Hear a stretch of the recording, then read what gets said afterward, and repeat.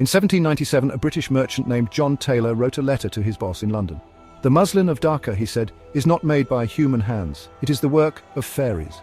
But Taylor lied. He knew exactly who made it and what his company did to erase them. Tonight, we follow a thread through 2,000 years of history to a secret even fairies might envy. Meet Rupa. She was 12 years old when her mother taught her to spin, not with a wheel, but on a boat at 4 a.m. when the Meghna river's mist clung to her fingers. Her cotton, a plant called phuti karpas. Its flowers bloomed once a year and its fibers were 0.0004 inches thick, thinner than a human hair. To clean it, she used the jawbone of a bowlfish. Its tiny teeth, like nature's comb, stripped away everything but the softest fluff. Rupa's hands moved for hours. If she coughed, the thread snapped. If the sun rose too high, the cotton dried. But when she finished, the cloth was so sheer, her mother joked, even ghosts would blush to wear it.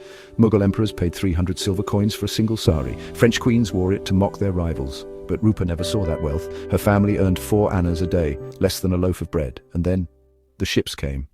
In 1787, the East India Company demanded Rupa's village produce 10,000 yards of muslin a year. Impossible. The company taxed them 90% of their earnings. When they protested, soldiers burned their looms. Old weaver songs still whisper, "They cut our thumbs, stole our breath." Historians debate this, but records show Dhaka's weaver population dropped from 25,000 to 2,000 in 50 years. The phuti karpas fields burned, replaced with indigo, a crop that poisoned the soil. By 1860, Dhaka muslin sold in London was fake, machine-made in Manchester, the real fabric gone. But in 1902, a British scientist named John Forbes Watson confessed in his diary, "We killed a miracle. Even our machines can't spin threads as fine as that girl's." In 2013, a team at Bangladesh's Jahangirnagar University opened a dusty crate. Inside, a scrap of 250-year-old muslin. Under microscopes, they found gold particles woven into the threads, likely from the Meghna's sand. Even stranger, lotus fibers mixed with cotton. "It's like ancient nanotechnology," said Dr. Ruby Ghaznavi, but when they tried to replicate it, the threads frayed. "We're missing something," Ruby said, "something alive." Then in 2018, geneticists at Kew Gardens tested a 19th century phuti karpas leaf. Its DNA matched a wild plant in Bangladesh, but with a twist. This cotton had 8 extra chromosomes. No one knows why. Farmers tried growing it. The plants died in weeks. "It's as if the cotton refuses to come back," said botanist Kamrul Islam, like it's grieving.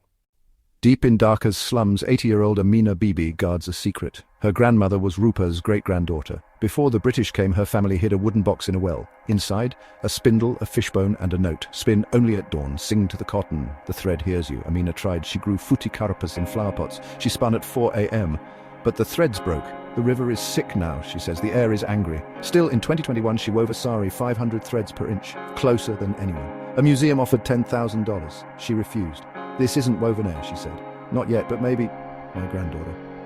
Then in 2023, something strange happened. Amina's cotton bloomed purple, a color never seen before. Scientists are baffled.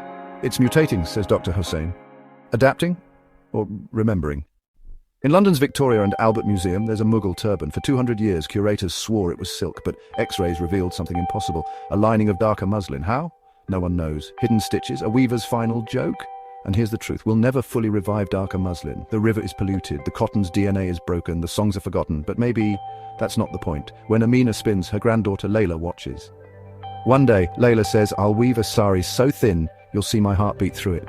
So tell me, is this a tragedy or a promise? The British stole the cotton, but not the dream. The threads are gone, but not the hands. And as long as girls like Layla dare to spin, the fairies John Taylor feared, they're still here, and they're learning.